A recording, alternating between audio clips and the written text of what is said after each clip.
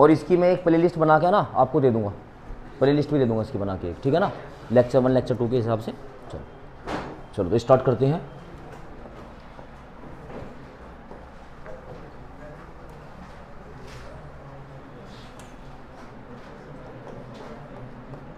Polity and constitution.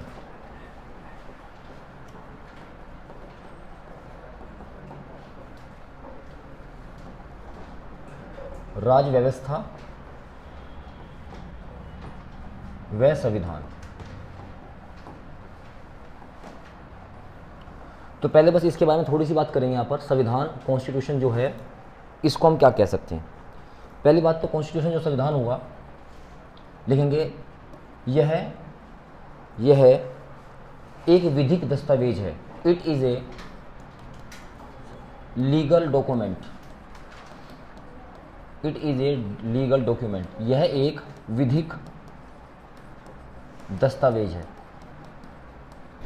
मतलब जिसकी value है, जिसके अंदर है ना रूल्स एंड रेगुलेशंस लिखे हुए हैं, तो ये क्या होगा, आपका विधिक दस्तावेज होगा।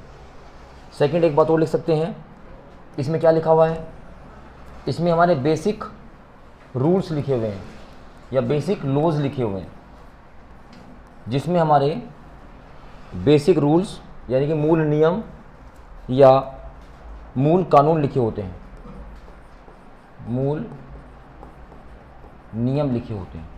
जैसे मान लो आर्टिकल 19 है, जहाँ पर आपको स्वतंत्रता की बात की गई है, इसमें लिखा हुआ है अगर इस मूल नियम का, इस लीगल डॉक्यूमेंट का जो एक पार्ट है, अगर उसका कोई वोलेशन करता है, उसको कोई नहीं मानता है, तो आप उसके खिलाफ जा सकते हो सुप्रीम कोर्ट के अंदर, हाई कोर्ट के अंदर, बोलो है ना।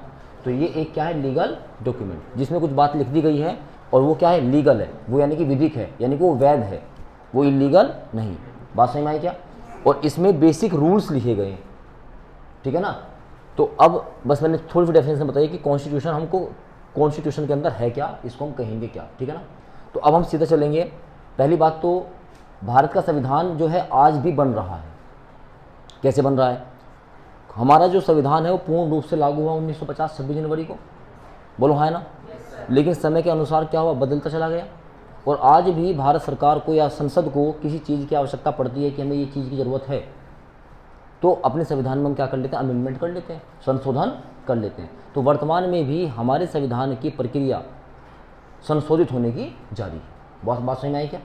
तो इसी चीज़ को हम देखेंगे कि संविधान में संशोधन है किस तरह से होते हैं, जो भारत का कॉन्स्टिट्यूशन है उसको आसान भाषा में समझने के लिए उसको हम कैसे कैसे बांट सकते हैं। कुछ उसके भाग बनाए गए हैं, पार्ट बनाए गए हैं, कुछ शेड्यूल्स बनाए गए हैं, और फिर उसके अंदर कुछ आर्टिकल्स बनाए गए हैं। बात समझ में आई क्या। तो उन चीज़ों को देखेंगे और फिर हम आज अपना पहला टॉपिक स्टार्ट करेंगे सीधा प्रीएम्बल से, प्रस्तावना से, और फिर हम भाग 1 भाग 2 भाग 3 बढ़ते हुए चले जाएंगे, ठीक है ना। चलिए, तो सबसे पहले हम बात करेंगे जो भारत का संविधान है, लिखेंगे ये जो पूर्ण रूप से लागू हुआ, 2 क्वेश्चन समझेंगे। पूर्ण रूप से लागू, इम्प्लीमेंटेड,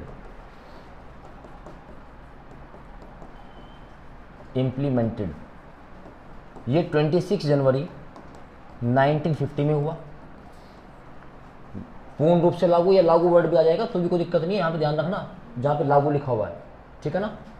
और इसको हमने अंगीकृत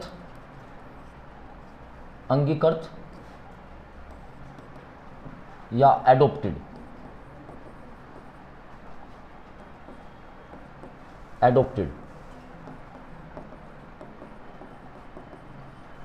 किया 26 नवंबर 1949 को। बात समझ में आई क्या। एडोप्ट किया, अंगीकृत किया, अपनाया, आसान भाषा में क्या बोल सकते हैं, अपनाना। अपनाया कब हमने, 26 जनवरी 1949 को। और पूर्ण रूप से लागू कब हुआ, इन दोनों तारीख में कभी भी कंफ्यूज मत होना। जहां पर लागू वर्ड आ गया, इम्प्लीमेंटेड आ गया, तो सीधा 1950 में जाएंगे, और अंगीकृत या अपनाना या एडोप्टेड आ गया तो क्या जाएंगे, 26 नवंबर 1949 को। इतनी बात समझ में आती है कि। चलिए देखो, इसमें हम ज़्यादा डिस्कस नहीं करेंगे, लेकिन एग्जाम के हिसाब से जितना इम्पोर्टेंट है उतना डिस्कस करते हुए चलेंगे, ठीक है। चलिए, तो अब हम बात करते हैं जो भारत का संविधान है। जब हमारे पास संविधान बना, यानी जो बेसिक कॉन्स्टिट्यूशन था, मूल संविधान, और जो हमारे पास प्रेजेंट संविधान है, दोस्तों प्रेजेंट यानी कि वर्तमान संविधान है, उसकी स्थिति क्या है। तो भारत का संविधान जो है इसमें कुछ भाग बनाए गए थे, पार्ट क्या बनाए गए थे, भाग, कुछ शेड्यूल्स बनाए गए थे जिसको बोलेंगे अनुसूची, और कुछ बनाए गए थे आर्टिकल्स, कुछ बनाए गए थे आर्टिकल्स यानी कि अनुच्छेद।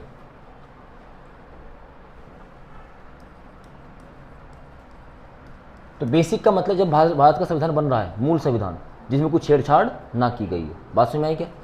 तो जब हमने संविधान बनाया तो इसमें भाग कितने थे, 22। कितने भाग थे, 22। शेड्यूल्स बनाए गए थे 8 और आर्टिकल्स थे 395 395। अगर हम आज वर्तमान में भाग देखें, अगर इनका सीरियल नंबर देखेंगे, सीरियल नंबर 1 2 3 होता है ना सीरियल नंबर, तो ये तो आज भी 22 ही हैं। जब इनको काउंट करेंगे टोटल नंबर में तो ये कितने हो गए हैं, 25। कितने हो गए हैं, अभी बताएंगे कौन कौन से बड़े कैसे बड़े। कितने हो गए हैं, 25। सीरियल नंबर में आज भी कितने हैं, 22। अनुसूची बढ़ के कितनी हो गई हैं, 12। और जो आर्टिकल्स हैं ये आज लगभग 470 से ज़्यादा हो चुके हैं, 470 से ज़्यादा आर्टिकल्स हो चुके हैं, यानी कि इतने अमेंडमेंट हो चुके हैं। तो ये वर्तमान स्थिति है, 25 भाग, 12 शेड्यूल्स और 470 से ज़्यादा हमारे पास क्या हो चुके हैं, आर्टिकल्स हो चुके हैं, अनुच्छेद हो चुके हैं। इतनी बात क्लियर हुई क्या? यहाँ से क्वेश्चन एग्जाम में बनते बनते ध्यान रखिएगा इस चीज़ को, ठीक है ना।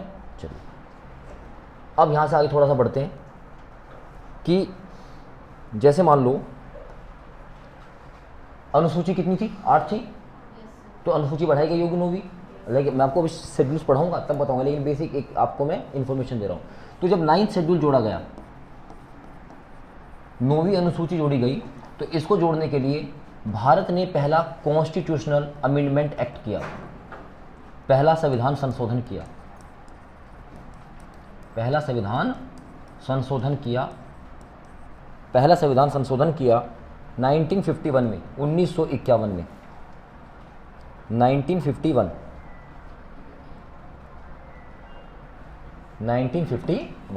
1951 में पहला संविधान संशोधन किया गया। और संविधान संशोधन करके कौन सी अनुसूची जोड़ दी हमारी, कौन सी जोड़ दी, 11वीं अनुसूची जोड़ दी। बोलो बात समझ में आई क्या? ऐसे फिर हम बात करेंगे 10th शेड्यूल की, 10वीं अनुसूची जोड़ी गई, इसके बाद 11वीं अनुसूची जोड़ी गई, और इसके बाद 12वीं अनुसूची जोड़ी गई। 73 कॉन्स्टिट्यूशन अमेंडमेंट किया गया, 74 किया गया। बात समझ में आई क्या? ये मैं आपको पढ़ाऊंगा अच्छे से, बस मैं आपको बताना चाह रहा हूँ कि ये ऐड कैसे हुई। जैसे अब यहाँ पे देखो, जैसे पार्ट है, भाग है ना, अब हमारे पास पहले से पार्ट 4 चल रहा था। क्या चल रहा था? पार्ट 4, भाग 4 चल रहा था। अगर हम फिलहाल इसकी बात करते हैं, बताने के लिए बता रहा हूँ, इसमें है directive principle of state policy, राज्य के नीति निर्देशक तत्व, डीपीएसपी बोला जाता है, बोलो है ना। तो यहाँ पर डीपीएसपी का वर्णन किया गया था बेसिक कॉन्स्टिट्यूशन में। तो हमने यहाँ पर पार्ट 4 में ए जोड़ दिया, पार्ट 4A। अब संख्या में बढ़ गया, लेकिन सीरियल नंबर तो कितना है आज, 4 है। इसमें हमने फंडामेंटल ड्यूटी जोड़ दी, फंडामेंटल ड्यूटी जोड़ दी, मौलिक कर्तव्य।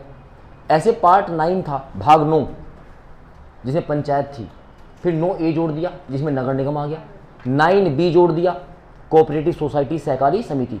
भाग तो 9 ही चल रहा है, 9 आ गया, 9A आया, और 9 कितने बढ़ गए, बात में 2 बढ़े, 9 तो था ही, 9A और 9B बढ़ गया। ऐसे आर्टिकल 14 था, उसमें 14A बढ़ा दिया। बात समझ में आई क्या? तो 14A बढ़ा, एक तो बढ़ गया, 9A बढ़ा, 9 और 4 कितने हो गए, 4 बढ़ गए, थे कितने, 22 और 4 कितने हो गए, मैंने कितने लिखवाए, एक को खत्म भी किया गया, एक को खत्म भी किया गया, भाग 7 को हटा दिया गया। बात समझ में आई क्या? तो ये सब चीज़ हम पढ़ेंगे। तो कुल मिला के बात समझ में आई ना। ये चीज़ जो मैंने आपको डिस्कस किया सिर्फ इसके बताने के लिए कि इसमें आप कन्फ्यूजन हो, 22 से 25 कैसे हो गए, है ना, 8 से 12 कैसे हो। तो इनको जोड़ा जाता है कॉन्स्टिट्यूशनल अमेंडमेंट एक्ट के द्वारा। संविधान संशोधन करेगी, संसद करेगी इसको। बात समझ में आई ना। अभी जैसे तुमने जीएसटी संशोधन हुआ था, मैंने आपको जब जीएसटी टॉपिक पढ़ाया था, याद है ना, 101वां संविधान संशोधन 101, तो संविधान संशोधन को ऐड करके जीएसटी को ऐड किया गया था, याद है, 269 और 279A आर्टिकल, वे आर्टिकल सारे के सारे। बोलो बात समझ में आई क्या? तो अब हम यहाँ से स्टार्ट करेंगे, हर एक भाग को पढ़ेंगे, उस भाग में आर्टिकल कहाँ से कहाँ तक आएंगे, उसमें कौन से शेड्यूल्स आएगा, ठीक है ना। लेकिन उससे पहले हमें देखना पड़ेगा प्रीएम्बल, प्रस्तावना। क्या देखना पड़ेगा कि जो भारत की प्रस्तावना है वो किस तरीके से बनाई गई है, ठीक है। चलो, तो पहला टॉपिक या पहला चैप्टर में स्टार्ट करें, चैप्टर नंबर 1 प्रीएम्बल। प्रियम्बल, प्रस्तावना, प्रस्तावना, प्रियम्बल, प्रस्तावना। तो प्रस्तावना से आने वाले पहले कुछ क्वेश्चंस हम डिस्कस कर लेते हैं। जो प्रियम्बल है, इस प्रियम्बल को हमने लिया कहां से अडॉप्ट किया? सोर्स, ये हमने लिया है यूनाइटेड स्टेट्स ऑफ अमेरिका से। अमेरिका के संविधान में प्रस्तावना का कंसेप्ट है, तो भारत ने पूरी दुनिया के जो संविधान थे उन संविधानों से जो अच्छी अच्छी चीज़ें थी या भारत के परिप्रेक्ष्य में जो चीज़ें अच्छी थी उनको अडॉप्ट कर लिया। बोलो बात समझ में आई क्या? तो संविधान में प्रस्तावना का जो कंसेप्ट है वो हमने कहाँ से लिया? यूनाइटेड स्टेट्स ऑफ अमेरिका से। अब जो प्रियम्बल की लैंग्वेज है, लैंग्वेज जो लिखी गई है ना, हम भारत के लोग संप्रभु, अभी दिखाऊंगा मैं आपको पूरी जो ये भाषा है लैंग्वेज प्रियम्बल की, ये जो भाषा है, ये भाषा हमने ली है ऑस्ट्रेलिया से। कहाँ से ली है? ऑस्ट्रेलिया से हमने इसकी भाषा को अडॉप्ट किया है। अब प्रियम्बल की पूरी कहानी पढ़ते हैं कि प्रियम्बल बना कैसे। संविधान सभा का निर्माण हो जाता है, अभी सुन लीजिए इस बात को। संविधान सभा का निर्माण में 1946 में जब कैबिनेट मिशन आएगा वहाँ से कराऊंगा, अब कहानी को सुनते चलिएगा। तो 1946 में कैबिनेट मिशन आता है, ब्रिटेन की सरकार भेजती है, और कैबिनेट मिशन की अध्यक्षता में भारत को कहा जाता है कि आप अपनी संविधान सभा का निर्माण कीजिए, कॉन्स्टिट्यूशनल असेंबली का निर्माण कीजिए। तो संविधान सभा का निर्माण हो जाता है, और संविधान सभा का निर्माण होते ही जो पहली बार संविधान सभा की बैठक होती है वो होती है 9 दिसंबर को। कब होती है? 9 दिसंबर 1946 में पहली मीटिंग होती है कॉन्स्टिट्यूशनल असेंबली की, संविधान सभा की। और इसके जो अध्यक्ष हैं ये डॉक्टर सच्चिदानंद सिन्हा को बनाया जाता है, डॉक्टर सच्चिदानंद सिन्हा को बनाया जाता है। और ये अस्थायी होते हैं, मतलब टेम्परेरी, बगैर किसी इलेक्शन के, बगैर किसी चीज़ के लिए, ठीक है ना। इसके 2 ही दिन बाद दूसरी मीटिंग होती है, यानी कि दिन क्या आएगा? 11 दिसंबर 1946 में। और यहाँ पर हम अपना पहला अध्यक्ष, फर्स्ट चेयरमैन चुन लेते हैं, जिसका नाम होता है डॉक्टर राजेंद्र प्रसाद। डॉक्टर राजेंद्र प्रसाद पहला अध्यक्ष बन जाते हैं कॉन्स्टिट्यूशनल असेंबली के। बोलो है ना। अब मीटिंग चालू होती है कि हमारा जो संविधान है किस तरीके से बनाया जाएगा। तो अब यहाँ पर 13 दिसंबर में पंडित जवाहरलाल नेहरू एक ऑब्जेक्टिव रिजोल्यूशन लेके आते हैं।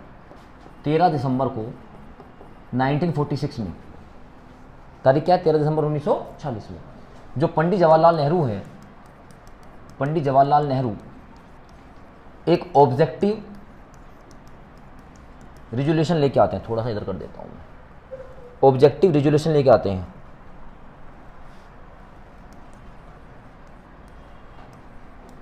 इसको बोलते हैं उद्देश्य प्रस्ताव। क्या बोलेंगे? उद्देश्य प्रस्ताव। अभी सुनते हो चलो चीज़ों को। उद्देश्य प्रस्ताव लेके आते हैं, और ये जो ऑब्जेक्टिव रिजोल्यूशन लेके आते हैं 13 दिसंबर को, इस पे बहस होती है जो संविधान सभा बनी हुई है। और इसी ऑब्जेक्टिव रिजोल्यूशन को 22 जनवरी 1947 में हम एडॉप्ट कर लेते हैं एज ए, बात समझ में आया क्या? जो 13 दिसंबर 1946 को पंडित जवाहरलाल नेहरू ने ऑब्जेक्टिव प्रस्तुत किया कमेटी के सामने, उसी ऑब्जेक्टिव रिजोल्यूशन को हम 22 जनवरी 1947 में एडॉप्ट कर लेंगे एज ए प्रियम्बल, प्रस्तावना के रूप में हम उसको क्या कर लेंगे? स्वीकार। मेरी बात समझ में आई क्या? ये वाला थोड़ी सी जो क्रोनोलॉजी है समझ में आई क्या? ये संविधान सभा, अब मैं ये टॉपिक पूरा अलग है, मैं आपको अलग से पढ़ाऊंगा, लेकिन आपको बताना जरूरी था। संविधान सभा की ये पहली बैठक थी, फर्स्ट मीटिंग, और ये इसके अस्थायी अध्यक्ष, यानी कि ये आपके थे टेम्परेरी चेयरमैन। बोलो हाँ ना। दोनों भाषा में लिखना मुश्किल होता है, मैं बोल देता हूँ तो अपनी लैंग्वेज आप लिख सकते हैं ना। ये अध्यक्ष बने, ये परमानेंट थे, या हिंदी में क्या बोलेंगे? स्थायी। तो अब मैं इसको आगे लेकर चल रहा हूँ यहाँ से। ये इतनी बात तो समझ में आएगी होगी सबको। तो लिखेंगे 13 दिसंबर 1947 में, 13 दिसंबर 1940 को ए ऑब्जेक्टिव रिजोल्यूशन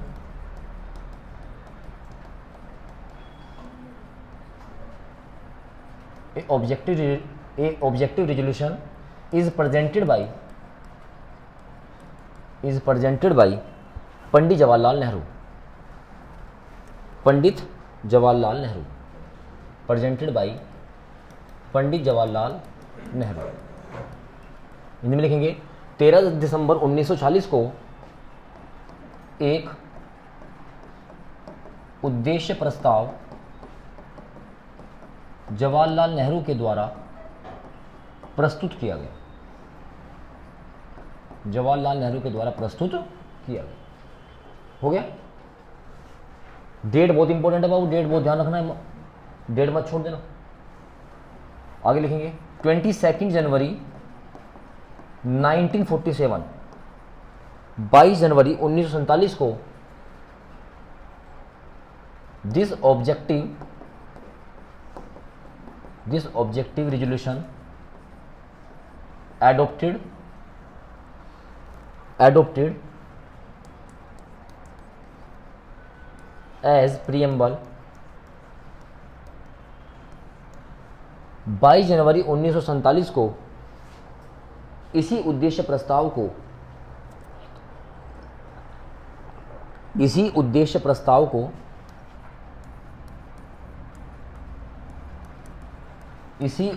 प्रस्ताव को प्रस्तावना के रूप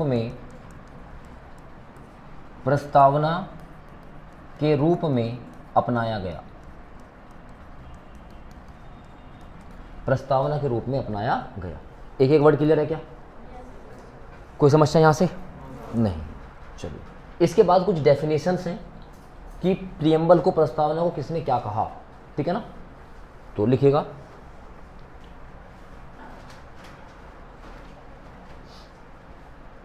लिखेंगे संविधान का परिचय पत्र, संविधान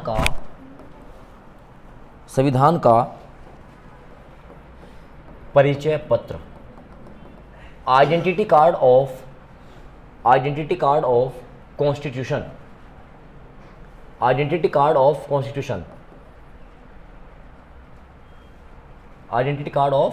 कॉन्स्टिट्यूशन, पालकी वाला, ये सब कॉन्स्टिट्यूशन के विद्वान हैं, नाम है। पालकी वाला जी ने क्या कहा? जो हमारी प्रस्तावना है ये संविधान का क्या है? परिचय पत्र है। अकॉर्डिंग टू द, अगर मैं इसको पूरी लैंग्वेज लिखवाऊंगा, अकॉर्डिंग टू द पालकी वाला, preamble is the identity card of the Indian constitution. अब हम प्रियम्बल की बात करें, बार बार उस शब्द का प्रयोग करने से कोई फायदा तो नहीं है, बोलो है ना? चलिए, जन्म कुंडली हॉरोस्कोप, जन्म कुंडली हॉरोस्कोप ऑफ इंडियन कॉन्स्टिट्यूशन, जन्म कुंडली किसने कहा? और लिख सकते हैं संविधान की हृदय व आत्मा, लिखेंगे heart and soul of Indian constitution, heart and soul of Indian constitution, heart and soul of Indian constitution, संविधान की हृदय व आत्मा। ठीक है? और लिख सकते हैं, ये इतना तुम्हारा काम हो जाएगा। तो संविधान की हृदय व आत्मा कहा गया है पंडित जवाहरलाल नेहरू के द्वारा, पंडित जवाहरलाल नेहरू के द्वारा।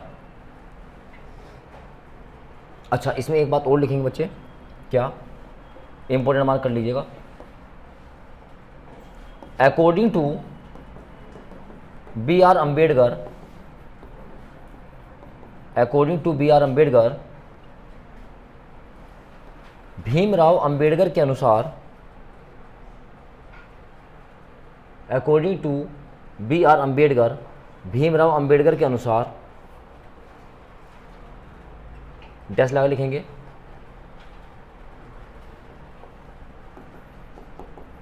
Right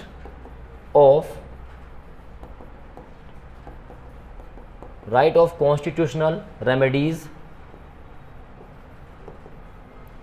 is the heart of Indian constitution.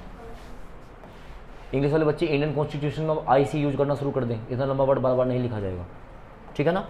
Hindi में लिखेगा, भीमराव अंबेडकर के अनुसार, भीमराव अंबेडकर के अनुसार संवैधानिक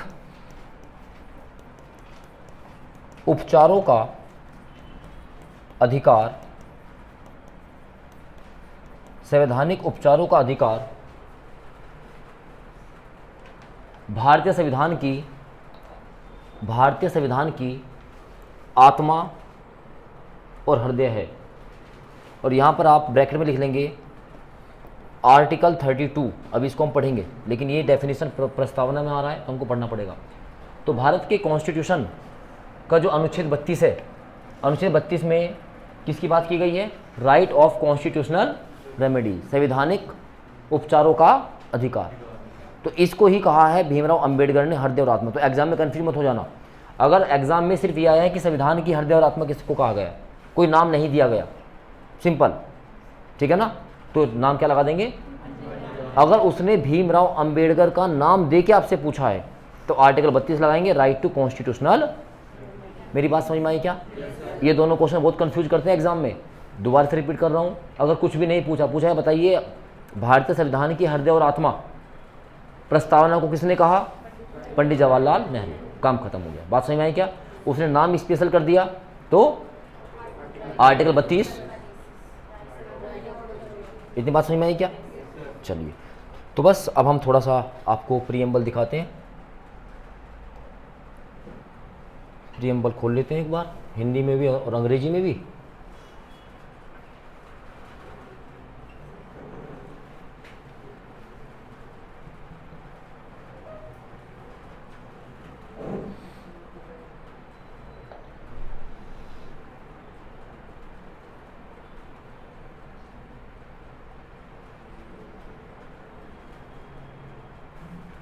ये ले लेते हैं, ठीक लग रही है।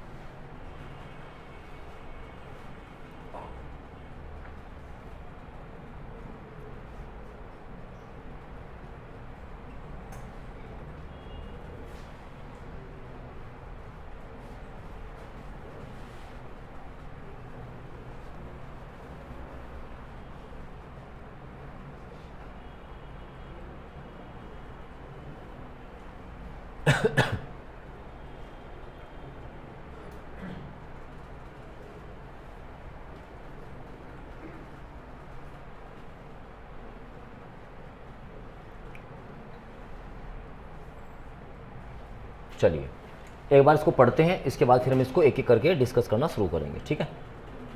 चलिए,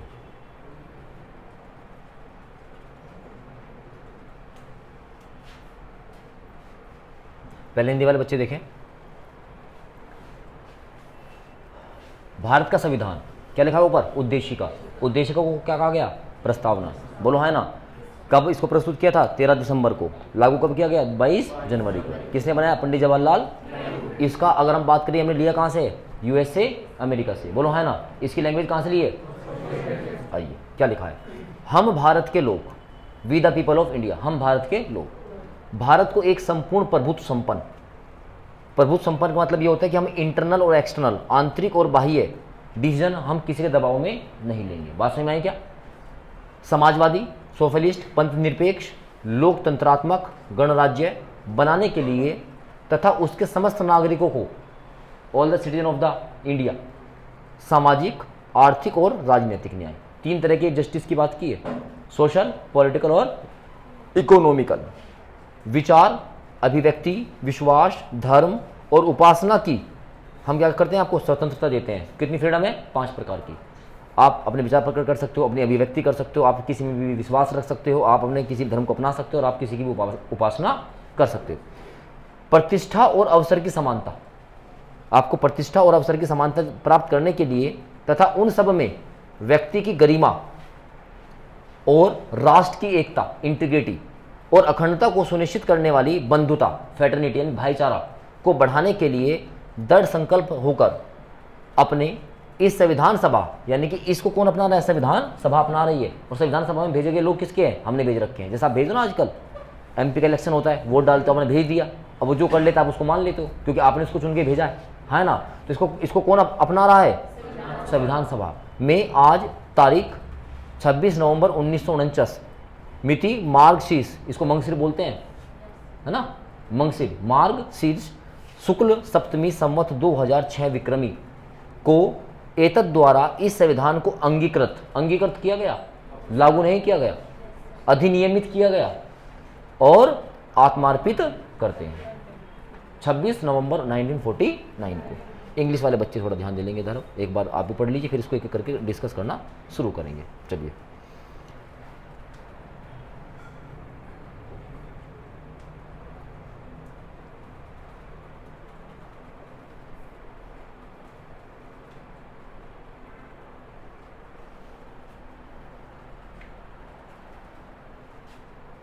चलो देखो,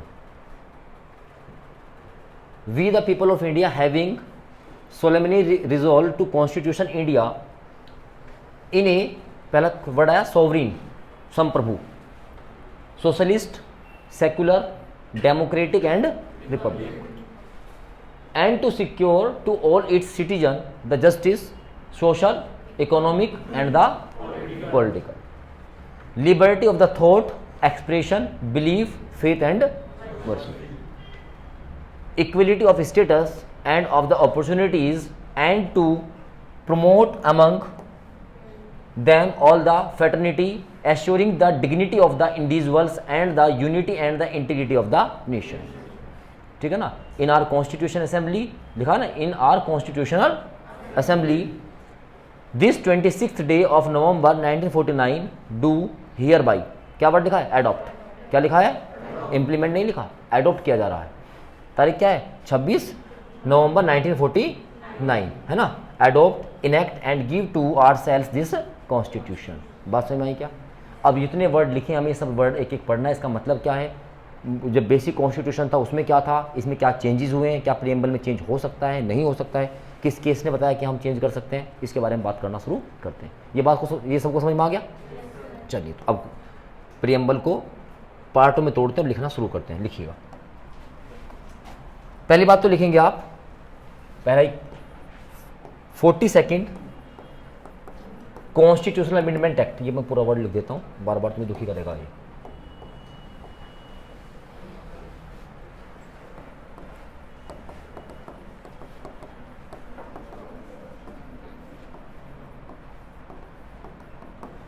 बयालीसवां संविधान संशोधन अधिनियम 1976, मोस्ट इंपोर्टेंट तारीख से याद रख लेना।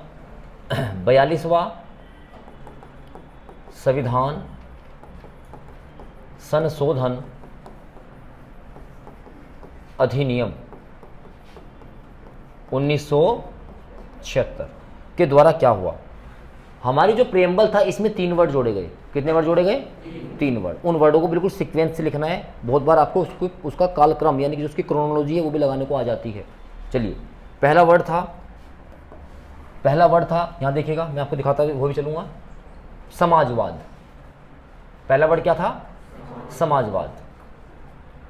समाजवाद लिखिएगा, हिंदी में लिखिएगा समाजवाद। इंग्लिश वाले बच्चे लिखेंगे सोशलिस्ट। क्या लिखेंगे, सोशलिस्ट, SOCIALIST, सोशलिस्ट। तो पहला वर्ड जोड़ा गया 42वें संविधान संशोधन से, समाजवाद यानी कि सोशलिस्ट लिखा। सेकंड वर्ड लिखेंगे पंथ निरपेक्ष। क्या लिखेंगे, पंथ निरपेक्ष यानी कि सेक्युलर, SECULAR, सेक्युलर। दूसरा वर्ड जोड़ा गया सेक्युलर। थर्ड वर्ड लिखेंगे अखंडता, इंटीग्रिटी। क्या लिखेंगे, इंटीग्रिटी।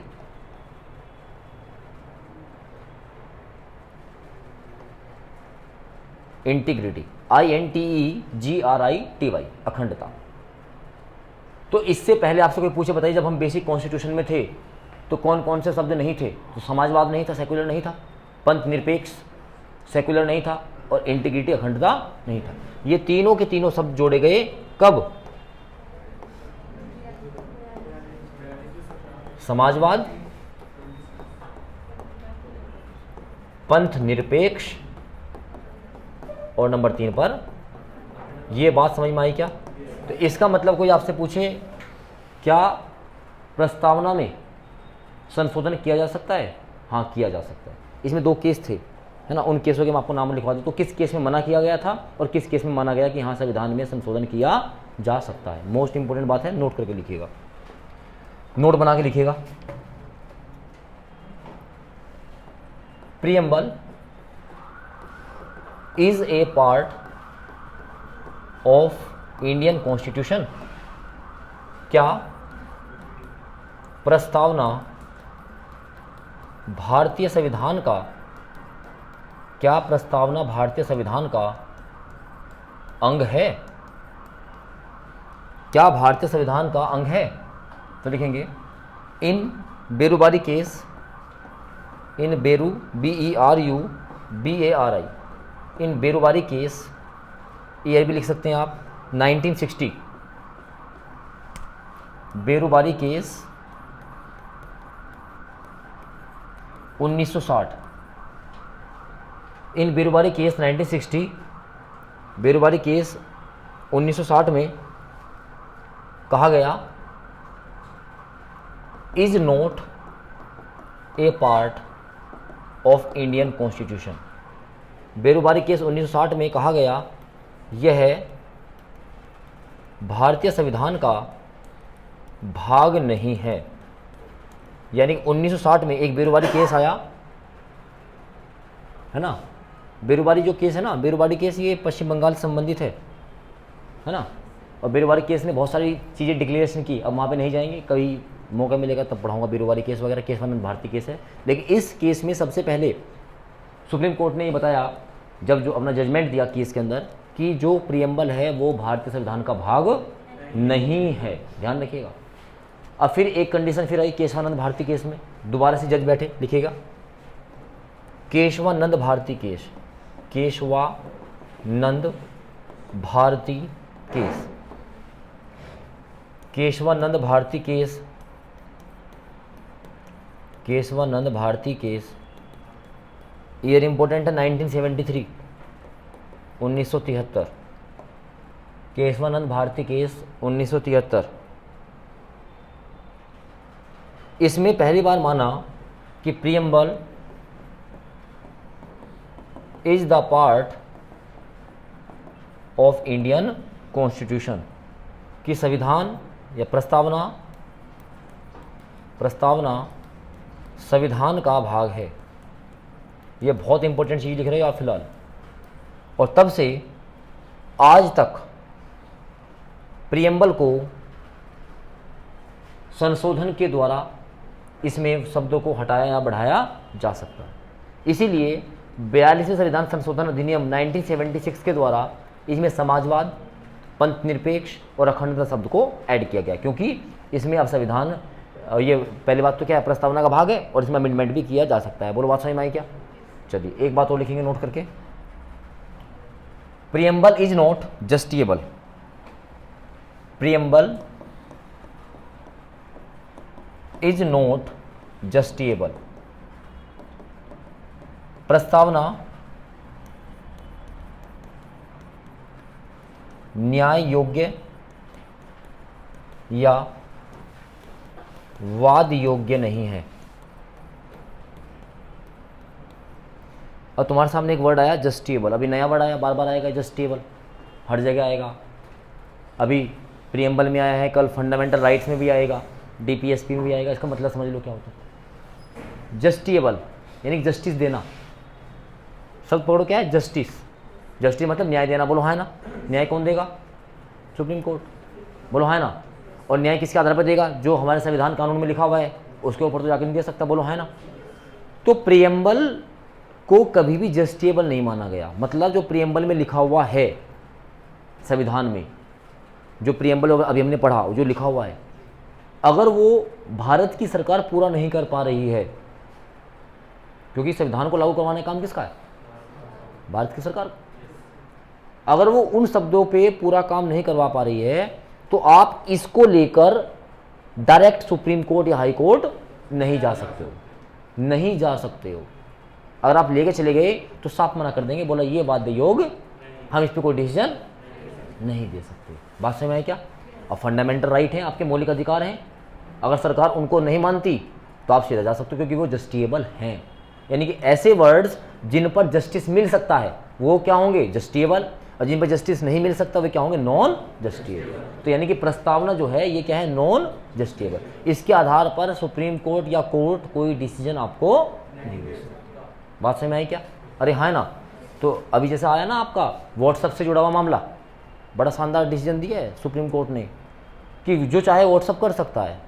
वो आर्टिकल आपका 32 का उल्लंघन नहीं है। कल एक मामला आया है बहुत बढ़िया, तो आप लोग नहीं पढ़ते उस चीज़ को, ठीक है ना, कि सस्पेंड कर देता है, किसी का अकाउंट ब्लॉक कर देता है, इंस्टाग्राम कर देता है, फेसबुक कर देता है, यूट्यूब ब्लॉक हो जाती है। तो उसकी अपनी कंडीशंस हैं, उन कंडीशंस के बिहाफ पर अगर आप नहीं काम करोगे तो ब्लॉक कर सकते हो और आप उसके खिलाफ कभी भी कोर्ट में नहीं जा सकते। बात समझ में आई क्या?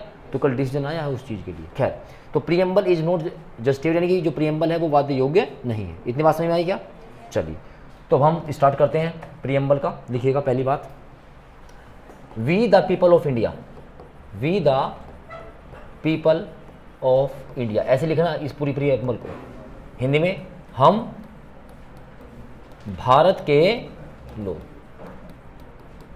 हम भारत के लोग। इसमें एक बात लिखना, जो हम भारत के लोग हैं ना, we the people of India, ये है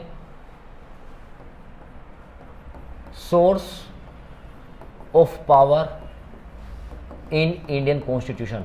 हिंदी में लिखेंगे, भारत के संविधान में, भारत के संविधान में शक्ति के स्रोत, शक्ति के स्रोत। कोई पूछे बताइए इंडियन कॉन्स्टिट्यूशन में शक्ति का स्रोत क्या है? We the people of India, हम भारत के लोग। बात समझ में आई क्या? अब इसके बाद सेकंड स्टेप लिखेंगे।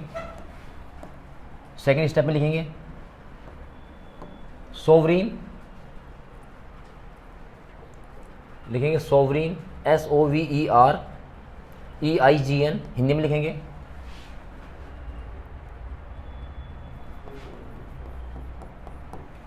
प्रभुत्व संपन्न, प्रभुत्व संपन्न। सेकेंड वर्ड लिखेंगे सोशलिस्ट, हिंदी में लिखेंगे समाजवादी या समाजवाद। फिर लिखेंगे इसके नीचे सेकुलर, इंग्लिश में सेकुलर यानी कि पंथ निरपेक्ष, हिंदी वाले बच्चे। डेमोक्रेटिक यानी कि लोकतंत्रात्मक, लोकतंत्रात्मक। रिपब्लिक गणराज्य, लोकतंत्रात्मक यानी कि गणराज्य। कितने शब्द हो गए? 5। तो आज हम क्या करेंगे, इन 5 शब्द का आपको मतलब बता देते हैं, इनका मतलब क्या होता है, ठीक है ना। करो स्टार्ट। जो सोवरीन है जहाँ आपने लिखा होगा उसके सामने हिंदी में जो आपने संपूर्ण प्रभुत्व संपन्न लिखा होगा, इसके सामने आपको एक शब्द लिखना है। हिंदी में देखो ये लिखा हुआ संपूर्ण प्रभुत्व संपन्न। जब आपने सोवरीन लिखा है ना, इसके आगे लिखेगा बाहरी आंतरिक मामलों में खुद निर्णय लेना, take decision, take decision on self, on self in internal, in internal and outside matters, outside matters. आंतरिक व बाहरी मामलों में, आंतरिक व बाहरी मामलों में स्वयं से निर्णय करना। मतलब you have to power to take any decision on the internal matters और द। अब जैसे हमने जीएसटी में संशोधन किया, अरे है ना, हमारे देश का आंतरिक मामला था, हमने खुद किया, बोलो है ना। बात सही मारी है क्या? अभी जैसे अमेरिका टैरिफ लगा रहा है, तो भारत चाहे तो टैरिफ लगा सकता है अपनी वस्तुओं पे, भारत स्वतंत्र है, वो किसी के दबाव में काम नहीं करेगा। बात समझ में आई ना। तो इंटरनल और एक्सटर्नल जो फ्रीडम होगी, अपने आप निर्णय लेने की जो पावर होगी, वो क्या कहलाएगा? सोवरेनिटी, यानी कि प्रभुत्व संपन्न। वर्ड का मतलब समझ में आया? हाँ है ना। ये पापा है ना, घर के अंदर भी और बाहर भी सारे डिसीजन लेने खुद, बोलो है ना। तो क्या होंगे? सोवरीन होंगे, प्रभुत्व संपन्न। तुम नहीं ले सकते, बोलो सही बात है क्या? आओ फिर क्या आया? सेक्युलर, सॉरी सोशलिस्ट, समाजवाद। समाजवाद का मतलब होता है कि कोई भी सरकार अपने सोसाइटी में रहने वाले व्यक्तियों में कंप्लीटली इक्वली उनका क्या करेगी? डेवलपमेंट करेगी, विकास करेगी। बात समझ में आई क्या? उसको क्या बोलेंगे? समाजवादी, यानी सोशलिस्ट, ठीक है ना। जो समाज के हित में काम करते हैं उसको क्या बोलेंगे? समाजवाद। फिर क्या आया? पंथ निरपेक्ष, सेक्युलर, यानी कि भारत की सरकार का कोई भी धर्म नहीं होगा, भारत की सरकार का कोई भी धर्म। बात समझ में आई क्या? उसका सिर्फ एक धर्म है, राष्ट्र धर्म, नेशनलिज्म फर्स्ट। बोलो बात समझ में आई क्या? इसके बाद क्या आया? लोकतंत्र। लोकतंत्र क्या होता है? जहां पर लोक मतलब जनता, जहां पर जनता का राज होगा, जनता का, उसको क्या बोलेंगे, हम बोलते ना India is a democratic country, बोलो हाँ है ना। डेमोक्रेटिक का मतलब समझ में आया क्या, जहां जनता के द्वारा, जनता के लिए, जनता के द्वारा शासन किया जाए, जनता का, जनता के लिए, जनता के द्वारा शासन। बात समझ में आई क्या। अब देखो तुम राजा हो, मतलब डेफिनेशन के हिसाब से राजा हो, बोलो है ना। तुमने अपना एक सबसे बेहतरीन अपना प्रतिनिधि, अपना जो रिप्रेजेंटेटिव है उसको चुना वोट डाल के, बोलो है ना। आपने नहीं देखा उस पर कितने, वो कितना पढ़ा लिखा है, कितने उस पर केस चल रहे हैं कि नहीं चल रहे हैं, कुछ नहीं है भाई साहब, गजब आदमी है। हम डेमोक्रेटिक कंट्री में रह रहे हैं ना, आपने वोट डाली, बोलो है ना, वो जीता, पहुंच गया कहाँ, पार्लियामेंट, ये विधानसभा है ना। उसके बाद तुम्हें पता ही है, तुम यहाँ तैयारी करोगे, वो वहाँ तैयारी करेगा, है ना भाई। तुम यहाँ तैयारी करोगे अपने डेवलपमेंट के लिए, वो वहाँ तैयारी करेगा देश को आगे बढ़ाने के लिए, है ना। तुम बढ़ोगे तब तो देश बढ़ेगा, तुम्हारी हर आवाज़ को उठाएगा, है ना। इस भारत के अंदर 6-7 शब्द हैं, हर नेता को याद होते हैं, दलित, पिछड़ा, कुचला, किसान, छात्र, गरीब, मजदूर, शोषित, समझ रहे क्या। और आज तक 75 सालों में इन्हीं का विकास, छात्र तो कहीं आते ही नहीं है। जिस दिन छात्र आ गया उस लिस्ट में, और छात्र ने अच्छी एजुकेशन को प्राप्त करना शुरू कर दिया, समझ रहे हो ना, तो देश अपने आप ही आगे। बात समझ में आई क्या। तो इसलिए उन चीज़ों को थोड़ा सा, भाई अंग्रेज है, जब अंग्रेज हम पढ़ेंगे, जब 1813 का एक्ट आएगा, 1813 का एक्ट आएगा, उसमें सबसे पहली बार, अभी हम पढ़ेंगे जब हम कॉन्स्टिट्यूशन डेवलपमेंट में, तो पहली बार 1 लाख रुपए अंग्रेजी शिक्षा पे, व्यवस्था पर क्या करेंगे, खर्च करेंगे। वो उनके साथ दिक्कत आ रही है, सारे अधिकारी तो वे हैं, अब वे कुछ काम बताते हैं, कुछ काम करते हैं, मजदूरों को अंग्रेजी आती नहीं है, क्या करें, बिल्कुल इनको सिखाना पड़ेगा, ट्रेनिंग देनी पड़ेगी। भले पैसे में, हालांकि लूट भारत को ही रहे हैं, लेकिन पैसा ब्रिटेन की संसद से आ रहा है, फिर भी 1 लाख रुपए प्रति वर्ष, समझ रहे क्या। कम से कम पानी वानी मांगना हो तो उन्हें समझ में तो आ जाएगा कि वाटर पानी होता है। उस समय के जितने भी अमीर लोग थे, अमीर लोग, बेहतरीन लोग, महात्मा गांधी अमीर, सुभाष चंद्र बोस अमीर, डॉक्टर राजेंद्र प्रसाद अमीर, सब बैरिस्टर थे, वकील थे। तुम्हारे दिमाग में क्या गांधी जी का नाम आते, क्या दिमाग में आता है, बोला बहुत गरीब था, एक धोती पहनता था, काम खत्म। उसके पिताजी भैया दो रियासतों के दीवान थे, इंग्लैंड पढ़ने गया था, तुम आज नहीं जा सकते पढ़ने, जाओ दिखाओ। वो तो 90s का ज़माना था, है ना। तुम आज दिखा दो, जाके एडमिशन करवाओ, चलो जाओ इंग्लैंड में। इंग्लैंड में क्या, तुम सेंट्रल यूनिवर्सिटी में जाकर दिखा दो, मान जाऊँ मैं आपको। तो वे अमीर लोग थे। सरदार वल्लभ भाई पटेल वकील थे, बहुत गजब घर था उनका। आपको क्या बताया जाता, बोला नहीं ये लोग क्या थे, उन्होंने भारत की स्वतंत्रता के लिए अपने आप को उसी परिवेश में डाला, ताकि लोगों को ये ना लगे कि मैं अमीर हूँ और ये तो गरीब है और ये इनका बीच का डिस्टेंस हो जाए। बात समझ में आई ना। तो उन्होंने उसी वेशभूषा को धारण किया ताकि मैं लोगों के बीच में जाऊँ, उनको लगे कि ये यहाँ पे अपना ही व्यक्ति है। और आज देखो तुम, है ना, आप कोशिश क्या करते हो, जिसके यहाँ जा रहे हैं सालों को उसको नीचे दिखाएंगे, अपने आप को उससे भले ऊपर नहीं है, हाँ या ना। बात समझ में आई क्या। तो उन लोगों का कंपैरिजन नहीं किया जा सकता। बात समझ में आ गई क्या। चलो खैर, अब जैसे हमारे देश के प्रधानमंत्री हैं, है ना, प्रधानमंत्री आप देखेंगे तो मैं सबसे अच्छा प्रधानमंत्री किसको मानता हूँ, तो डॉक्टर नरेंद्र मोदी को मानता हूँ, सॉरी नरेंद्र मोदी जी को मानता हूँ।